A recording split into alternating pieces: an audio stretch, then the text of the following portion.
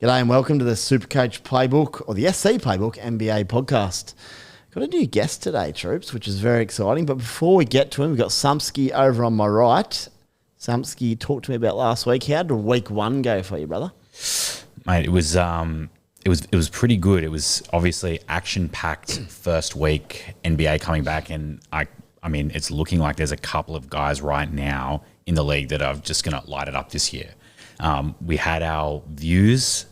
We talked about, Luka, and we were hot on him. We had specific views when it came to Giannis, to SGA, and a couple of the other guys, and it just seems like everyone's been off to an absolute blinder. I ended up having a couple of guys that obviously lit it up, but then something that we discussed last week was, and you got me on the hook, it was like I was immediately injecting it into my veins, and that was the vice captaincy looping. We had recorded the podcast right after Luka had that crazy game. Yeah, 55 or something, game one, give or take. Yeah, it was like 56 for that, and I was like, "This is my man. This is going to be my captain." Great, which makes sense, of course. And then I'm thinking after that second game, he went off again, and I'm like, it was on 107. Like how good, this is going to be amazing. And then of course, the injury bug is going to be a recurring theme for a bunch of players across the whole season that we're just going to have to get used to, and that stung me. But overall, it was good. It was a 906 point or 907 point finish for me, week one, and I sort of set me up nicely. A couple of good cash earners in week one to set me up for week two. Very good, mate. Well, you beat me by 2 points, so fair play early, but that's obviously with 488 million games of basketball left. I'll reel you in, don't you worry. 2 points you dust me up by. Well, I was happy with week one. I got most of the cheapies right. I only had to make 3 trades heading into week two, which is good. Saved a boost. Normally, I'd always boost early, chasing that value and, fixing up trouble spots, but didn't need to. I've got a little gripe with my boys from Boston, Derek White and Peyton Pritchard is in my shooting guard spot because they can't shoot at the moment. But I'm very reluctant to sell them because as soon as those shots start dropping, they're going to go off their nana. And they still got a couple of weeks of value left, so I might try hold them, but it wouldn't hurt them to go 10 of 15 on Thursday or Friday rather than 1 of 9 and 4 of 16 or something today. But these things happen. We'll get over to our new guest.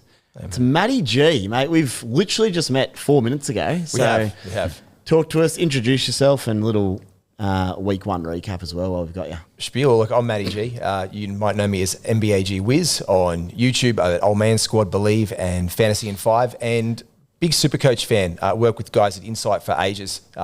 I led up the NBA space, and those guys are, they know what they're doing in Supercoach. So I learned and learned and learned. So I was naturally excited when Supercoach came over and like NBA side. I'm like, oh, another way to play fantasy basketball. So put together a really good run, 968 the first week, top 50. I'll take it every single day of the week. And that was, let me just tell you now though, mate, it's okay.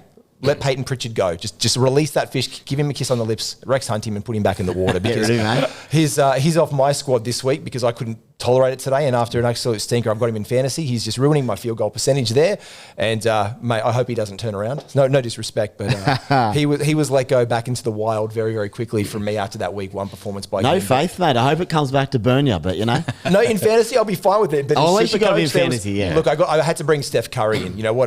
Just their schedule. The Golden State Warriors looking great. I think that was an absolute smart move for most of us in Supercoach this week. So good first round, and looking to capitalise going into week two. But a couple of getting a couple of cheapies in to offset the acquisitions. But mate, cracking start, and it's just good to have NBA back in our lives. Oh, absolutely. It's nice, isn't it?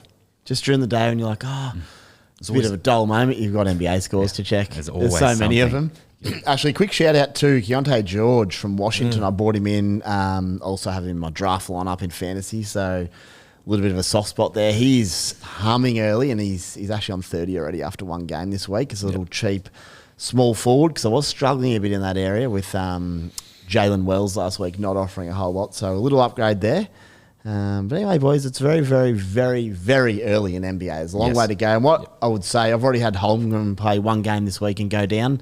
This stuff is going to happen because it's the NBA. It's not like NRL, AFL, BBL, whatever it may be, EPL, where you see the squads. You know they play their game. Sure, they can get hurt early.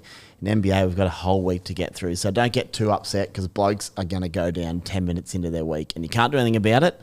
If it happens to 5 guys in a row, then you can start to get the shits. But like realistically, blokes aren't going to last the week very often, so get used to that. I mean, look at what happened last week. I mean, we were all talking here before the pod. KPJ, Milwaukee Bucks. Well, 8 minutes, whatever it was, it's a ridiculous amount. And you just scratch your head like, I wish there was a trade clause for an injured guy. I know. If he goes down within the first quarter, he's got to be off my bloody lineup. So, you know, that might be a bit of cash coming back to us, but still benched him. But geez, when injuries hit, it's hard to pivot. You just have to roll with it and do your best. But that's what we'll do, boys. We'll try to guide everyone listening. We'll try to guide ourselves as well. Because obviously it's all new. NBA Supercoach, first year, so we're getting our heads around it. But we're all inside the top 1,000, so it's a decent start. And top 100 or top 50. Humming, mate, over there. So that's right. Good stuff. Before we get into it, boys, the SC Playbook Unlimited League. A chance at $1,000 cash for the top-ranked subscriber. If a non-subscriber wins it, they'll get $500 and $500 to the top-ranked subscriber, if they were second or third, whatever it may be. But you do have to knock us off. And the way Matty G started, that might be hard to do. But the league code is 142510. And SC Playbook, just a quick bite of what's in store for the season. It's no different to the other SC Playbook channels. We've got articles, podcasts, contributors, social media channels, Facebook, Twitter, TikTok, Insta. That's all at SC Playbook NBA. So jump on, and for less than $2 a week, you can become a subscriber. That gets you the whole network of sports as well. So in my opinion, well worth doing. If you've got the cash there, and you know it also helps brother Tim. It's his business. He's building. So if you like him, give him a shout. And if you don't, then don't subscribe.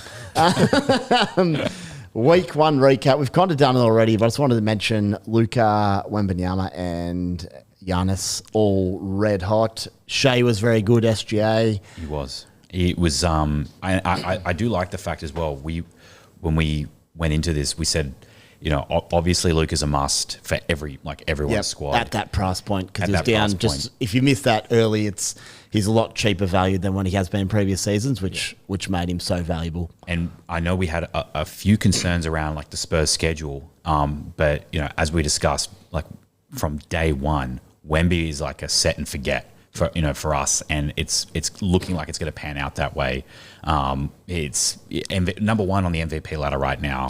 Generational talent. Looks like he's only getting better. Like it's like you're watching Wilt Chamberlain out there right now. Like this is how they would have felt watching what Wemby does on the court at the moment. And with Giannis, you know, obviously he's putting all of that, you know, trade rumors, speculation, whatever to the side, and he's just gone out there and you know, doing what we know he can do, but better than we've ever seen him do it right now. So it's definitely a hot start, like you said. Shea's good, and then a couple of surprises there. The big one, and we'll get into it when we talk about our week 2 changes, because I know half the world was eyeing him. I can't wait to talk trades after that Wemby chat, by the way. You look like you're chomping at the bit. Like trades, hook me up. Like just get it in. He's ready. Let's go. Well, carry on. Austin Reeves. You know, he set the standard and the benchmark for that first week, and then he's obviously gone to another level, and it's great to watch. I mean, there was a lot of questions around his role and how that was going to manifest and what would actually come to fruition, but it looks like he's just going to be a pivotal piece for the Lakers right now. Yeah, look, I had him in my squad from week 1. That's probably why I went so good. Look, I love him in fantasy this year. I've drafted him. I'm heavily invested in him in any form of you can get. Austin Reeves is an absolute gun. And today, for the cherry on it, just a nice little floater to finish the game off versus Minnesota. Gets the win for the team. Efficiency down. But, you know, you expected him to be a handcuff to LeBron, obviously, to start the season. There was no way we would expect him to be a handcuff then to Luka as well. But the way that he's led the Lakers has been tremendous, and you just had to, having him in your squad to start with was a blessing. Keeping him there in week 2 he's going all right. They need bonus points for game winners. That's what they need. Clutch points or something. That is definitely a good shout. Watching him hit that buzzer beater today, I was just like, you could define it easily, like less than 5 seconds, scores tied or within a point or whatever it may be. There needs to be some multiplier. Maybe for next year we'll get onto that one. Already thinking rule changes. Good. Austin Reeves, he's been huge, and mate, the best part about having in your squad is A, you get the points, and B, you save a trade. So it's like that's the reward for getting someone in early and backing them in. So fair play to you, mate. He's in my squad now. But yeah, would have liked him last week as well. Boys, injuries. One of the most common things we'll see in the NBA because it is such a long season, 82 games per squad. That's without even including playoffs. There's no incentive to push guys and say, oh, you know, you're a bit sore, play through this. Whether it's like, you look at maybe the NFL season where those footy teams need to win games in a shortened season to get through. NBA, you're actually better off being like, mate, just take a week or two. We don't need you at the moment. So that's why you'll see so many guys sitting. And do you want to expand on that at all, anyone? Well, I mean, we talked about load management like earlier in the piece and the role that was going to play. And there seems to be a little bit of like, it's felt like, and you tell me if you agree, but it's felt like there's been a little bit of a revolt against the load management culture. Even some, Michael Jordan was recently asked about it, and he sort of made a few comments as well, being like, I don't even know why this is a thing. So it seems like guys are trying to find ways, and they notice that they try and find ways to play when a couple of years ago it felt like everyone was going to rest, every second game. But I mean, in Indiana, obviously pretty unlucky. We talked about Nembhard at length, and I really liked him. And you had Mathurin pegged as one to get, and they're both now not on the court. Gone. Yeah, and Naismith, he missed a game last week. I had him in my lineup. Oh yeah, he was really valued. So I mean, this is where I was like, come on, just give me 8 more freaking points, Aaron. And he's out, and this is the frustration of it in Supercoach. But they're cobbled together a bunch of zombies. Shout out to Matt McClung, 3-time dunk champion. Saw that. Yeah, that's right. Yeah. Yes. Yeah, I mean, because McConnell also. Yep. So it's tough. Anthony Davis. We'll get to Anthony Davis. Be right back. I'm actually just going to top a flight to Indiana because I might get a run. Oh, you will? You'll get a 10-dayer out of it. I haven't dribbled for a while, but I can do a week. And then, Edwards, he's out for 2 weeks after a hot start. Pretty disappointing I know there are a lot of Edwards owners, particularly in our Supercoach WhatsApp group. Yep. And then, of course, Luka stung everybody. Would have stung half the league. Yeah. Now, Luka, worth noting, we're obviously recording this midway through week 2. We'll be talking trades for week 3 later in the show. Luka is scheduled to be back for week 3, but if you're going to get him back in, just be sure of that. And to be honest, the easiest way to figure that out if you're making your trades come Monday night, we'll try to have a show out doing all that and recapping it all, but you can just Google the bloke's name and you'll know if he's coming back or not. So that's easy enough. Anthony Davis went down with an Achilles today, or I don't know if he went down, but did he hobble off or something? I actually missed it. No, it's looking not that good. I think there'll be some proper time out there. Okay. But we don't know. Yep. So we're just waiting to hear on that one, but just keep an eye on injuries. There's actually a really good site. You can just punch into Google NBA injuries, and I think the ESPN site has a ESPN really, does. really CBS does like a full, complete, detailed thing. So the problem is that he's been marked as questionable, and we'll see how and the quote coming out of it today was tried to return, but they said, we'll see how he feels going forward. Is this for Davis? This is for Anthony Davis. So he's marked as questionable for the next game. That was 2 hours ago. We're doing this 4:30, so overnight, who knows? End of the day there. So, we'll see how it is going forward. Things change quickly. Things change quickly. And again, like you said, like the impetus to rest these injured guys to be competitive with no Kyrie already around in Dallas. Yep.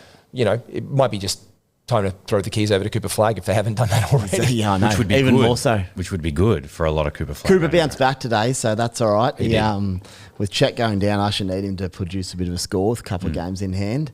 But yeah, on injuries, just Google it. There's, as Matty G mentioned, there's plenty of sites just to have a quick scan of things if you need to when they do our trades on Monday night, Tuesday morning, whenever it may be. But as we do every week, boys, we're here to talk schedule because it's all good having good players, but if they're not playing much in that week, it's not going to be all that good. Charlotte, for example, next week have a 2-game week. It's a really good example of just saying that's great. If you've got a Charlotte guy, though, maybe you own LaMelo, you've got to get rid of him for that week. We get max trades each week. You get 3 a week. Unlike some other sports, there's no saving them, so you might as well use them. You got your boost there as well. So if you've got someone from Charlotte get rid of them. You can always get them back the week after. It's all good. Flip blokes in and out. That's how NBA works. Absolutely. But they, in particular, have a 2-game week 3 schedule. So there's zero benefit in holding someone through that. Unless you're a cheapie. I think Kalkbrenner on the bench, you can just hold him and not play him. That's fine. But your big dogs, you gotta flip to the guys playing with the schedules. So we'll get into it. This will be the most important part of the show each week, I would suggest. And this isn't necessarily in order, but these are the 5 sides I've identified as having a very good schedule over the next sort of 3 to 5 weeks. Things will open up week to week. When Charlotte, for example, they'll come off their 2-game week into a better schedule, but we can discuss that when the time comes. But as of right now, I've got Dallas. You know what my first note is from last night? Anthony Davis, can we trust him? Can we trust him? No.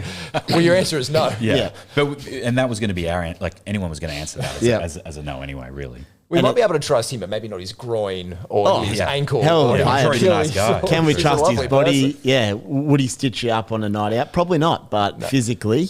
Might offer to pay the check even. Yeah. But, he probably should. I don't know. But yeah, AD, Anthony Davis, he's a gun. He's a superstar player. He's got a young side. Yeah. So in theory, he's an ultimate pod play, point of difference if you did want to pung him in. But, it's so bogs. We saw what happened today. Anytime you see Anthony Davis has a 4-game week, or 4-4-4 in this case, is he really going to get through 12 games? You really want to try to get the guys more likely to play all 12. Yeah. Often you might not get the 12, but if you get 11 or something, that's sweet. But you can't really afford for him to go down 10 minutes into the week, and it's just a waste of a lot of coins. So, no, we can't trust Anthony Davis. Maybe you can. Maybe you're ballsier than us, or maybe just swing him from the fences, in which case you could win it all if he goes off, but not for us. The other one, Cooper Flag, we've mentioned. I think for me, I'll give my thoughts and let me know if you agree or disagree, but at his current price, he's just so cheap. I'm just going to play him with a good schedule and let him grow in value. The question will become, when do we flip him, at what price point and what week? Because he's a rookie. He's obviously unbelievable. I didn't actually realise he was still 18. He's the youngest player in the NBA. Literally the youngest in the NBA. Yeah. And that shows how good he is, the trust they're showing, and still the lines he's putting up every second game, it seems, at the moment. But for me, at that price, I'm happy just to play him 4-game week and put him in, because I can spend value elsewhere. Are we thinking similar, or have you got another view? Do you bench him? No, I mean, I love Flag. I had him at my flex spot for week 1. I've kept him there for week 2. It's obviously it's too early in the piece, but he's going to be a moneymaker. I wanted to have him in there from day 1 because, again, I was talking about how I was uncertain about what Anthony Davis's status was going to be throughout these early parts of the season.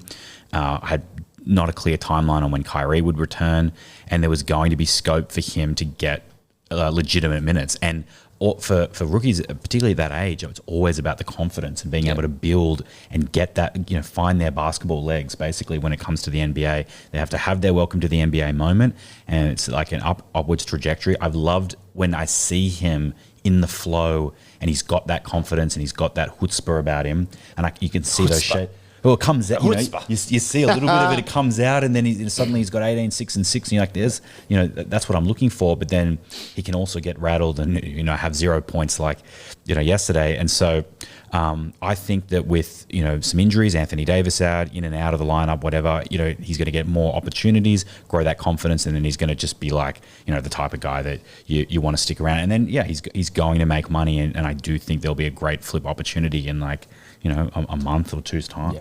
And I agree, 100%. And this is a guy I literally thought my Supercoach app was broken yesterday. I thought I'd somehow put Bronny James in the game with 0. I was like, 0. Why is Cooper Flag on 0? And I'm banging away at it. And then I'm having a look, and it's one of those moments. And then he comes back today. I featured him last night on we did our sell high, buy low show. Yep. And that was in fantasy. That's a complete buy low option. And then he comes in today.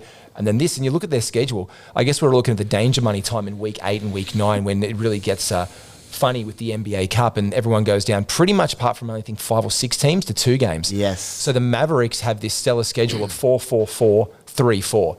And we've all brought him in, hopefully, into our squad from day dot. Yep. As that big cash gen. And when do we move him? Well, they've also got, funnily enough, a decent schedule coming out of that with 4-3-3, 4-4 again. So these guys look pretty primed. And you look at other guys that we love, like, Victor Wembanyama, who you said at the top of the show, they don't play bloody 4 games until week, when is it? Week 11 for Spurs. So we load him in and we lock him, like you said. But guys like Flag, just do it as you get that cash up, because Davis is down for 2 weeks, 3 weeks. I don't know what else this bloke's got to do. He's got to have all the room in the world to move. Yep, freedom. Yeah. Boys, Najee Marshall, one of my boys. I owned him late last year in draft. I'm just checking his stats. He dropped 38 in the last game of the season. Yep. So he can play power forward. If Davis is out for a few weeks, does he become an option? I don't know what his price is just yet, because this is new news. But that's a good question. Tell you what, that's someone I'll monitor, because dude can play when given the opportunity. His starting stats, is this last year? Yep, in about 21 games, he averaged 16 points, 5 rebounds, nearly 4 assists, a steal on 50% shooting, didn't turn over much, and he got better and better and better as it went on. So I think that's a name to monitor for next week if Davis is out. Could I flirt with you at the bar with a little Max Christie action? Bit of Max Christie? A little bit of Max Christie action. He had a really good run that last stretch of the year. He's not even a whole % owned. When he grows up, he wants to be a 1% owned Supercoach player. Max Christie is $7 million. A lot per point right now, 23 today on the live score. Yep. I think, look, it was against OKC. I think these guys I think he can be a lot better. Yep. And I think he's had a slow start to the season. I think we could see some move, and maybe we see some more D'Angelo Russell minutes that are very unattractive. But if Max Christie frees up, if around that price point, 23 Supercoach points today for the week so far, it's cheap. Week 1 points was 35 all the way. With their schedule, he could open it up, but bit cheaper option. If we could slot him in there, maybe Max Christie's a look in Dallas. And look, he could be a downgrade. These type of guys might allow you to keep the guns you've already got and add another one. So that's where it could come in massive. If you can get, I've called it like a role player, like in real NBA, right? If they can come in and do a role for you at $7 million, tick over the points, they don't have to go mad. But if they're allowing your big dogs to do their thing up top, and I feel like back end of the season last year, Max Christie, when he was getting minutes, he was so effective. And after that trade, man, yes, he was really he was decent. And today, what did he put up live today in the game? Davis 35 points today. No, when was that one? That's all by the points. Here we go. If I look through the points, I know Christie today started creeping up, but geez, it was for $7 million. 7 Najee Marshall, Max Christie, a few names to keep an eye on. And the beauty is, if Davis is out for a few weeks, we don't know if he is, but just hypothetically, we get the rest of the week. Just have a look and see how they're tracking, and we might be able to slot one or both in. See what happens there. Boys, on to the next one. The Denver Nuggets. We know who we're going to talk about here, but their schedule, they have their first 4-game week next week. Nikola Jokić. But they do have a 3-game week. They go 4-3, 4-3-4, I think it is. So I know what I'm going to do at this stage, unless I can afford otherwise. But give us your thoughts around Nikola Jokić, and if there's anyone else from Denver that catches your eye for next week. Or are we waiting until a bit later when the schedule gets even better? Well, the big concern with Jokić was that price to start the season, and it was still too eye-watering for me in week 2. But the big things to note is we had a little bit of concern, like we discussed this, about what minutes would look like and how he would be managed, given this was a major point of concern for him personally last season, the coaching staff and the organization. And so, when they brought in Valanciunas, we were thinking, okay, well, he's capable of a few extra minutes. He's very productive with those minutes. One of the best in terms of production for a big on a per minute basis. So we were like, this could be an option. But the other thing that we said is that he constantly is able to elevate, go to another level, and prove everyone wrong season after season after season. He has had 4 straight triple doubles. He is incredibly productive no matter what. Lazy triple doubles. He doesn't. It's just triple. Just there's the ball. But here's where I have my personal problem with that. Like sometimes, and I don't know how many if you've watched any of the Denver games, his body language, his frustration with his situation at the moment, it's there. I notice that, and to me, I just find it like a red flag. Like, I know it's kind of hard to stomach right now given how productive he's been over those 4 games, but I don't like to see that in a $28 million player 4 games into a season, 5 games into a season. So for that reason, I'm not I'm comfortable where I'm at. I don't think I can wait until I really need to make that move. But I know what your strategy is, and I've got to say it's enticing. Well, I'll say mine. Then Matty G can chime in, but if you're looking at red flags and not getting him next week, I think you're as mad as a cut snake, to be honest. Like, he had 28 minutes today, didn't need to play the last because they blitzed New Orleans. 21 points, 12 rebounds, 10 assists, 2 steals. He rarely ever misses shots. He's averaging, on top of his triple-double, he's also averaging 2 steals a game. He's still blocking. He doesn't turn it over much. He's just a monster. So for those 4-game weeks, it's very hard to see me going past just bring him in and captaining him, unless maybe a Wemby or Luka has 4 games, in which case you've got a question. But I still want him. I'd want him. I want him all in ideally. But yeah, for me, Jokić, he'll be a must for the 4-game weeks. But the 3-game weeks, happy to flip him back out for someone else. I hear you. My reservation is truly, I went premium heavy. It's just so hard for me to afford. Yeah. It's so hard for someone is going to have to be cut, probably. That's the thing. Yes. Well, you're going to also have to make that tough decision between SGA and Jokić at a point as well, because they've both got 4-3-4 for the next 3 weeks. So straight away, the other guy who people have been bringing in as a captain, that's enticing. But then the week off, the good news, week 4, you can captain Wemby. Because next week they've got 3 and 3 on either side of that because of that schedule. So, cutting him, as you said, he's a set and play, but you're right. It's just so sexy. He's just standing there like, hey, he's like, hey, I like horses. Yeah, yeah. Do you like horses? He's just nonchalant triple doubles. I will provide you with 96 live points already for the week, and I ride harnesses. How about you? What are you into? So for me, I'm with you, man. If you can bring him into your squad, if you can find a way to finagle it off the money and the cash you've generated so far, you bring him in. It's too enticing not to have the best player in. He's the best format. for a reason. Yeah, especially in this format. I know 9-category basketball and that he's just as good, but Supercoach, because he doesn't turn it, he still turns it over a bit, but compared to what he does with the ball, not a lot, and he doesn't miss a lot of shots, it just accumulates points. 100%. No other. Denver do go that 4-3, so I'm not going to look too far into them next week outside of Jokić. But be aware, if you wanted to bring in someone who's maybe a bit cheaper, you could probably roll them through for 5 weeks or something, which could be handy. This one's interesting. We were talking pre-show, but the LA Clippers, 4 games. Looks pretty good on paper. Yeah. But I don't know who you want to bring in. Talk to me. Matty G, you can load. Oh, here we go. Look, no one. Yeah. Yes. That's what we said, and I think that's our answer. Big Zoo's there at 17 million, but he's already seen his price drop 310K. You've got Harden, 16 for him, but we can get Tyrese Maxey for cheaper. I know the schedule was better. I'm just saying, just point and price difference here. Yeah. For 17 points live through the week already for him, no one's shown anything in Supercoach for me with their price that they've got that makes them I must roster this guy. We talk about this thing must roster, must bring him in. Well, Kawhi's great. Kawhi's a very good basketball player. James Harden is as well, but I just think in the Supercoach format, they haven't shown something to me that's been genuinely looking, because you've got other guys on the Milwaukee Bucks, and you're going to get that premium option right there. You've got the cheaper Ryan Rollins. Now probably KPJ is back next week, but the Milwaukee Bucks have 4-4, 3-4-4, if I'm not mistaken, the next 5 weeks. So these are a prime target. They've got 4 games the next 5 weeks.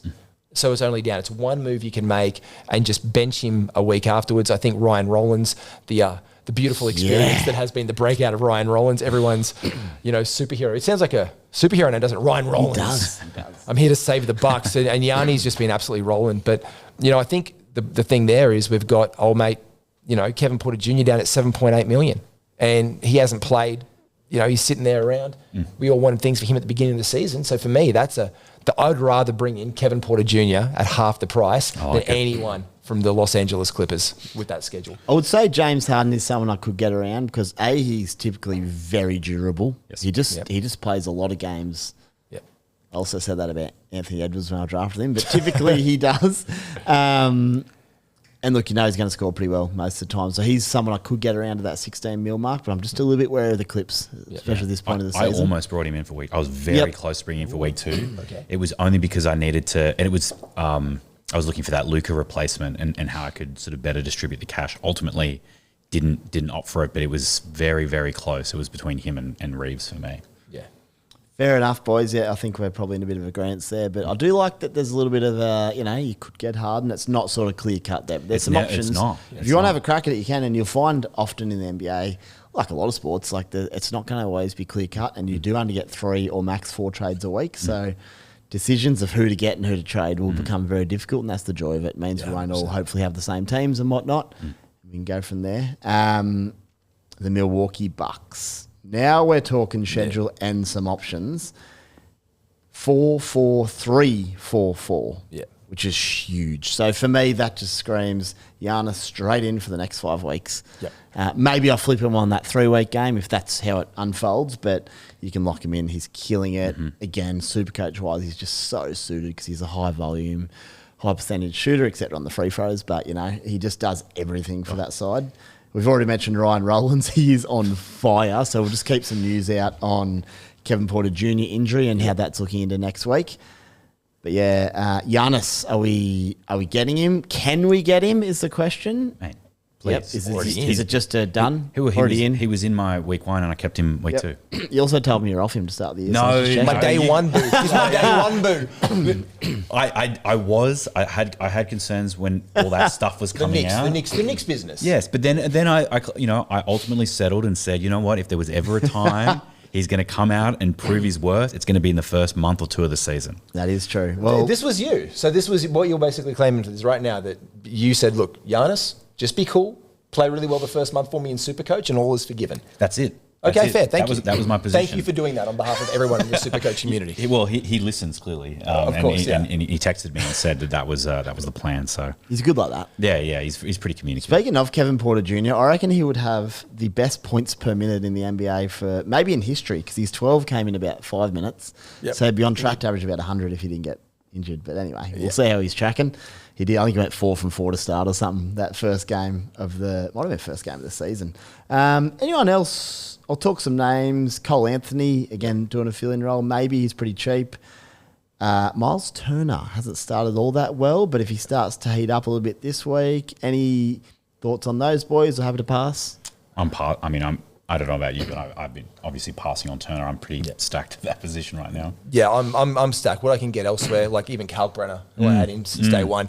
I know the bad week next week, so I'm probably looking to trade him out with that 2-gamer and then bring him back in on 4. Or even I could bench him. I've got a little bit of flexibility because I did boost last week. I think at that price, just bench him. That's exactly then what you I'm just doing. keep him, take his money. You don't have to pay him. Because I've got Jay Huff on the bench just sitting there and I'm like, just wait. I couldn't only do so much. Yep. And Jay Huff is just sitting there going like, I still exist. Pretty much like exactly what he's doing in Indiana right now in my Supercoach squad. So here's a guy out. The only other one that I've seen there that I've really liked and is a bit of a cheapie is Gary Trent Jr. He's put up the 4th most super points, coach points. Bit cheaper than Cole Anthony. Same amount live into this week. 38 points in week 1, 44. And he's just over $500,000 per point. So not bad. He's getting a few shots up this year and just a slightly expanded role for Gary. So, he's the perfect guy. You might want to take a chance on short term. 100%. It's not a huge chance because he's your cheapie. You don't need him. You're not expecting him to score you 100. If they do, you're cheering. And if they just do a job for you.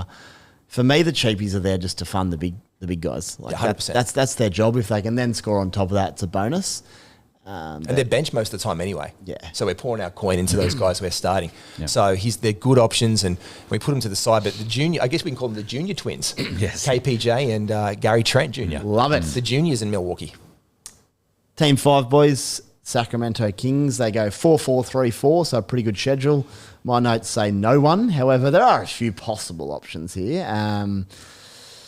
DeMar DeRozan, he's okay, but I just don't think there's a lot of upside there in Supercoach. You sort of want to chase upside. He'd probably do a job for you, but not for me. Zach LaVine is going okay. Yep.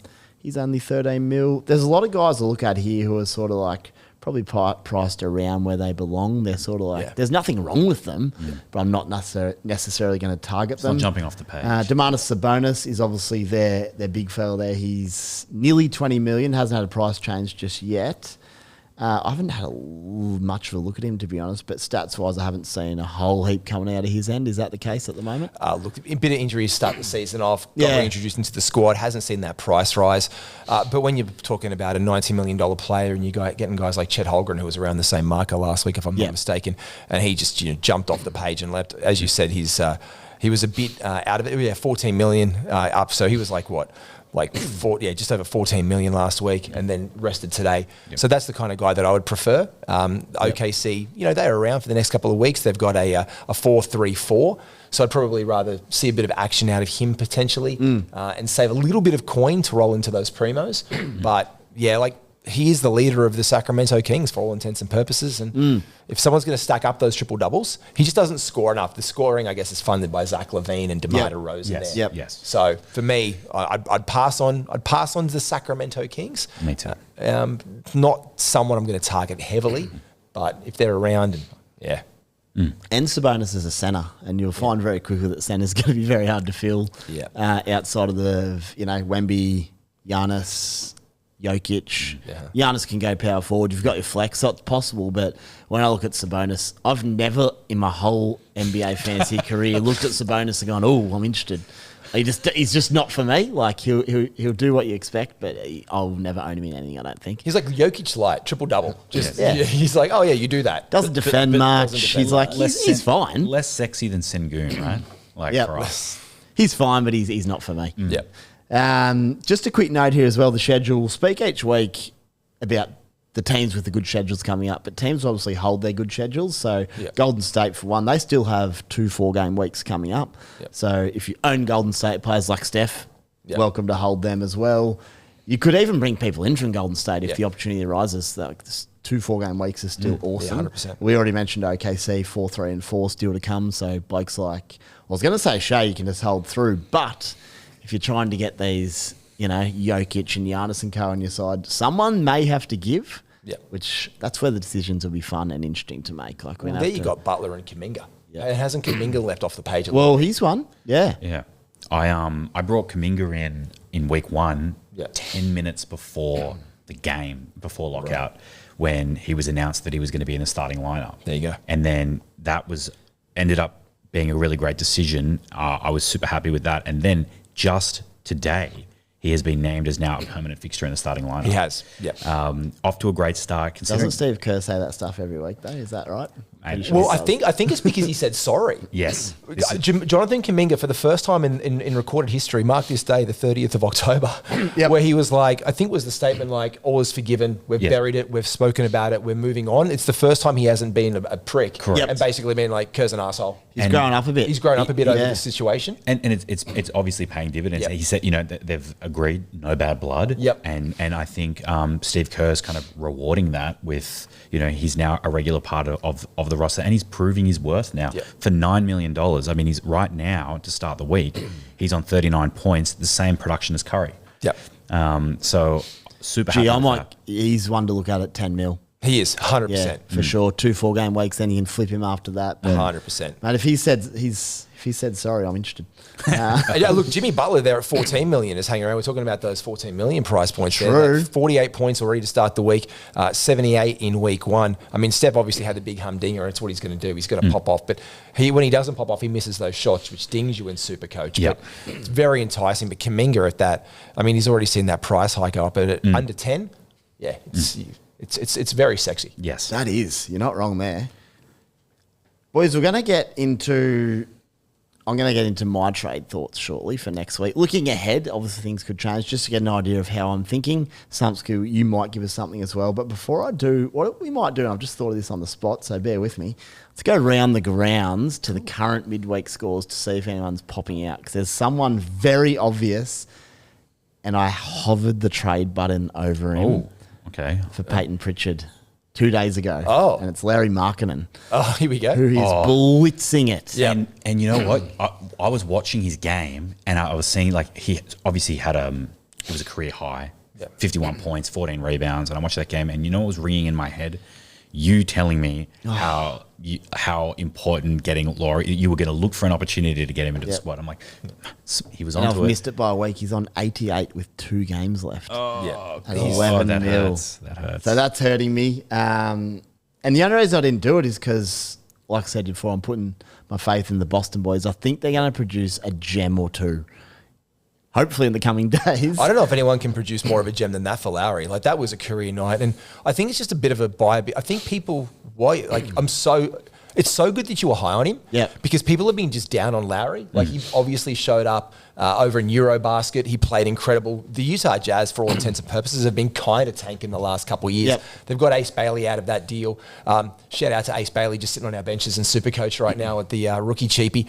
But seeing him just do this is incredible. Like, just watching him play basketball, like, this is why they never wanted to trade the bloke. Walker Kessler as well. Like, he's been huge. These are two guys who are in the top 6 players of Supercoach to start the week. Kessler on 69 points. But the one that's leaping off the page is another big man. Another massive performance today. Mark Williams for the Phoenix Suns. Oh, yeah. Back in the starting role. Now, unfortunately, he is at $15.9 million. He's more money than Tyrese Maxey, who's just killing it again. Yep. But, you know, Walker Kessler and Larry Markkinen for the Utah Jazz, like, we kind of write off the Jazz, but these two guys have been absolutely shining this week. And something with Markkinen, just sorry to jump in, mate, but a lot of us, we've come from NBA fantasy draft background where if you've got Markkinen, you've got him for the year, and that's always the risk, you know, that tank shutdown, whatever it may be. Supercoach is different. You only have to own him for a week or two. Then if something happens, you get rid of him. That is the beauty of it. So you got to think a little bit differently in Supercoach to the normal regime. It's definitely a mindset switch, but you know, you 100% called it. Like, I was not hot on Utah because, again, we kind of look at them as sort of, you know, so. Yeah. And I know in the preseason there was sort of a bit of uncertainty on like where they would be health wise, and obviously they'll ultimately end up being used as trade bait at some point. And I was a lot higher on Ace Bailey. Now I'm like, oh my gosh, I should have listened to you. You were bang on the money, and Laurie's one where I could comfortably look at him, like you said. That's why he wore the Jazz jersey. Oh yeah, you're paying homage. Okay. Yeah, the Exum, by the way, nice little tip off to that jersey. one. Yep, needed some Aussie touch. Very nice. And this is the thing though, like, you're on him because you like him. You're obviously Jazz. You've got that Aussie touch to it. But like, this is a guy in fantasy who in ESPN leagues, which is a points-based format, very similar, I guess you could say, in Supercoach, just accumulate. He was still getting drafted 79th. Yeah, and he's been a top 5 player in the year. Wow. So you look at what you can do, Supercoach with $11 million, and yeah, that's just huge. I'm filthy I don't have him, but anyway. These things happen, and the logic added up. I wanted to keep the Boston boys because I do think they can really explode in any given point. But if you get to the end of the week, they're still shooting poorly. I don't know how much longer I can hold on because it's all good and well. If they start shooting well in week 5, it's too late. Boys, trade chat. So I'm gonna. I had a little look ahead to what I think I might do looking ahead to week 3, and I can make 4 trades that mean everyone in my team has 4 games, bar 1, and that would be probably I'd be Wemby. Yeah. So it's 4 for everyone plus Wemby 3. This is how I've done it initially. Now, once the game opens up Monday, you can flick around and I'll probably find something better, and it will hopefully help me keep some people I'm talking about losing here, which actually is someone in number 3. But first one is Austin Reeves out for Rollins. Okay. Austin Reeves is killing it, and I may need to keep him just to keep that cash rising. But if I can get Rollins to do that cash, Luka should be back, and LA has 3 games. So it's like, do I capitalise elsewhere? This is what I'm thinking. So Reeves would go out for Rollins, and I can play Edgecombe 4-game week for Philly. Okay.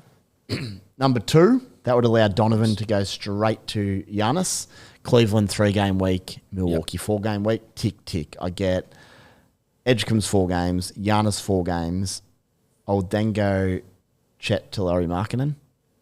Pending Chet being, I'm just a bit worried. He's going to miss 2 games this week now. So whether they're playing it cool with him or if he's actually got an injury, I just don't really want to hold on to Chet with these concerns. And if I can get Larry Markkinen and just go boom with him for a couple of weeks, I think their schedule might be a 3 and a 4 or something. But at least I can just max him out in cash and then flip him later on, because obviously building that value is important. Now, here's the big one. All of this leads to getting Jokić into my team. Okay. I think the only way I can do it is by selling Wemby for 1 week. It's just for the week. It's his 3-game week. Oh, hey, defend it. Yep. Defend away. It's just for the week. Whoa, guys. It's just hey. Calm down. I agree. Didn't even say anything, man. Is this like is Wemby like is like that your hall pass? Like, hey, honey. Yes. It's because I was basically so sure in my mind that he was going to have a generational year to start this season. I'm like, there's no way you can't have him for this price. I was like, he's going to do Wemby numbers. Sorry, my mistake. He's going to do Jokić numbers, but for Wemby pricing, and it's going to be good. Come to fruition. You are right. But that doesn't mean that I'm going to turn a blind eye to good strategy. I see a point. I see a point on Jokić. I am thinking about the same thing. The back of my mind. The problem for me that you don't have is I've got too many top heavy dudes. Yep. But I want to try and make a similar thing work if it's mathematically and possible. We'll get an opportunity Monday once lockout closes, but that would allow me to keep Shea on a 4-game week. The Boston boys have a 4-game week. Jokić 4-game week. Giannis 4-game week. Like Keontae George, Flag, Markkanen, all 4-game weeks. I think Utah do. Maybe they're back to 3. They're 3, but that's okay. Like at some point, you're going to bring in 3-game dudes to either make money or just do that role, which would be Markkanen. That's sort of what I'm thinking earlier, but I just wanted to give an insight into how I look at sort of making my trades give me ultimate value across the board. And sometimes it's going to be Wemby out. If I can find another way to do it, clearly I will. But at the end of the day, Giannis 4 games and Jokić 4 games is going to, unless Wemby goes like a 50 and 20 block game, which he might, like you'd be hard pressed not to win that week with the way you're doing it. But no, you're not wrong there. Bit early trade. It's impossible to argue. It's pretty early. Things can change, but that's sort of where I'm at. I'm bent over the same barrel with you, to be fair. Reeves is the only guy. I've got Edgecombe, Wemby, Keyshawn George in Washington, Coward, Giannis, Flag, Kalkbrenner and Kalkbrenner for Charlotte Hornets. So he's out. On my bench, I've got Buzelis, who I'm going to have to get some cash in. Good to see him bounce back again today. Very good to see. Good to see him getting back up. So he's on my bench right now. As I said, Huffy, and I've got Reed Shepherd just sitting there. So, we have very similar teams. I boosted last week because so did I. I boosted last week because I was getting Steph Curry in my lineup. I had to get someone in there. I already had Reeves, so I didn't have to make that adjustment. That was but I had Luka, so I needed Luka out. So I love you. It's very appealing talk. But for me, bringing in Jokić, I'm going to have to do some rotations and some mathematics to make it work out. But the great thing about that with the Reeves flip is you can get a cheapie in. Reeves has been generating cash up the wazoo for us. We absolutely bloody love that.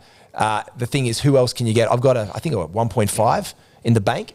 Oh, that's good. So I've got 1.5. Bit of cash to play with. I've got a bit of clout. I've got 1.4 right there. That's pretty good. So if I can just do a little bit of finessing, a bit of massaging, massaging in the lower spine of my numbers, I've got to bring Jokić in. And I've got Wemby then. I can put him down and flex. Get Kalkbrenner onto out of there as well. Bring in a cheapie off the bench. But yeah, it's all about getting Jokić for me. That's the play. Can I tell you what my dilemma is? I'm looking at your team now. I'm just sneaking a peek.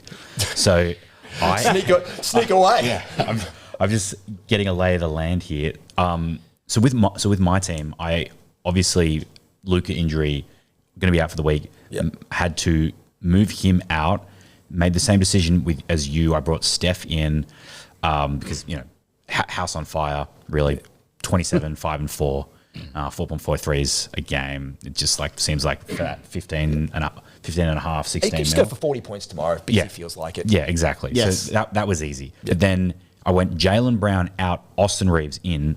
Now, I know you were mentioning moving Reeves out again. But my thing is, can I find a way, and again, it's if I go down to the Jokić route, this is going to be impossible. But I was thinking about the prospects of running Luka and Austin Reeves together in the lineup, given that I was so impressed with how Austin Reeves did in those first 2 games with Luka in the lineup. Even though he's gone off now, but he still had 26, 9 and 5 in that first game, and then 25, 11 and 7. That's if LA had 4 games, I would absolutely do that, and I wouldn't hesitate. But if you're doing that with 3 games, you're spending a lot of money for 6 total games. That's my issue with it. But as soon as they have a 4-game week, bring them back in. But the thing is this, though, after their 4-game weeker, this is what I'm looking at long term, though. After that 4-game weeker, in fantasy wise, and I think about that to the Supercoach lens, they've got 2 games, and then 3 games, and then 4. So on the other side of that window, you're looking at a 2-gamer. Then it's must sell. And it's must sell, 3-gamer. And then you pick him up at 4 again. But when you look at that schedule over the weeks to come for Denver, 4-3, 4-3, 4. You don't have to move Jokić. You could just hold him. You could just hold him. Whereas you're doing a lot of trades there that you might not have to get back. But also, that 2-game week, I have a funny feeling that's when LeBron James will be playing basketball again for the Lakers. You think so? 100%. Then they've targeted mid-November. Now, again, 30th, it's week 2. So you put that lens on there, you go to the back end of that second week, a 4-game weeker, back-to-back for the Lakers. He would never play a back-to-back. A 2-game week is the ideal opportunity for LeBron James to return. So what is his capacity to be a Supercoach gun? He'll still be great. Like, I still see him as a great player this year in basketball. But the Supercoach gun that we know and love could be dead by then, and 3, while they reacclimate themselves to the Luka, LeBron, and that life. So for me, it's long-term play, bringing in Jokić with the note that who else is going to do it in Denver apart from the Joker? No one. You've got him up your sleeve. Yeah, I mean, I'll need to make some moves to make it work, but yeah, look. The good news is it's only Thursday, mate. It's only Thursday. You don't have to panic. I make all my. Here's the thing. Breathe. I make all my decisions maybe 3 minutes before lockout. So that's when you do your best stuff. Exactly. That's your Kaminga. There's your Kaminga move. That's right. Your Kaminga move. Yeah.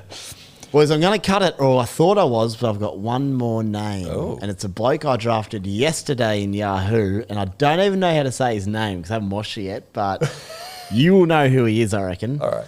Is it a game? Is it 20 new clues? Boston power forward. Josh Minot. He's on fire. Oh, man. He's $4 million. Yeah. And he's going, well, I guess my question would be, it's very early days, but his introduction to the starting lineup has coincided with Boston winning games. Yep. Please tell me it's going to stick, because he could win me a title in bloody NBA draft. And in Supercoach at $4 million with a 4-game week, you can stick him in and play him, and you'll have cash for days. Yep. Talk to me about him. I don't know much about him. He's a great awesome. all-rounder. He is absolutely. Look, I've got the text. I can show the text. Do it. I was capped in my forward spot online. I messaged my mate Nate last night. He's like, "Who do I pick up?" And I'm like, "Pick up Josh. Move." I've got to go back to it in bloody WhatsApp. But I was like, "Move it in here." I can even show you. There we go. Now move Holgren there you go. Move Holgren into IR because he's out for the day. Yep. Add Minot for the day and see how it goes. Yep. I'm like, just see how this guy goes. He goes, I don't like to make moves unless I have to. Message Nate, I said, do it. And that's against me in a competition. Wow. So he's not playing against me this week, but he's in the same feeder. You're helping a rival. Look, he's like my brother. So I was like, this is the advice. You need a small forward. This guy has been absolutely picked up in every single fantasy league that I know. Shout out to Dan Titus at Yahoo, funnily enough. Yep. He picked him up in a Yahoo analyst league. Yep. And he was like, never letting him go. Kingy picked him up. So this guy has been absolutely cashed out early. 100% at that price with Boston's schedule. Yeah. A $4 million guy with 4 games. Yeah, if you need someone extra there, that's where you can put your cash to use it. It's exciting. Yeah, it's good. I'll probably grab him. Funny you say that. My mate, I was playing my Kiwi mate last week, and Because he's a Kiwi? it was probably that. And it was week 1 of our season, and he'd been crooked. I don't think he'd realised he wasn't using his IR spot, and he had LeBron. I didn't tell him. I'll tell him on Monday. He's not a rookie. He's not. Were you up against him? Was this your opponent, or was he just in the league? He's my opponent. Okay. Well, that's fair game. That's fair game. You That's- don't tip them off. Yeah, I'll tell him Monday night. Yeah, of absolutely. course, of course. I give a 2-day are you awake? Kind of thing. Like, I noticed that yesterday, but then after the second day, I'm like, come on, you just set your lineup. Yeah, of course. I had injuries galore. He's beat me anyway, so I had to do everything I could. All right, boys, thank you very much. It was nice to have three blokes on the podcast and bounce off each other a bit more week to week. I'm not sure who's going to be hearing that. I'll be out some weeks, in some weeks, but either way, we'll have some NBA to talk about. So thank you, fellas. No worries. It might be just us two next week, even. It could be. It's just enjoying some basketball. You've got it covered. That's Don't you worry about that. All right, thanks, everyone.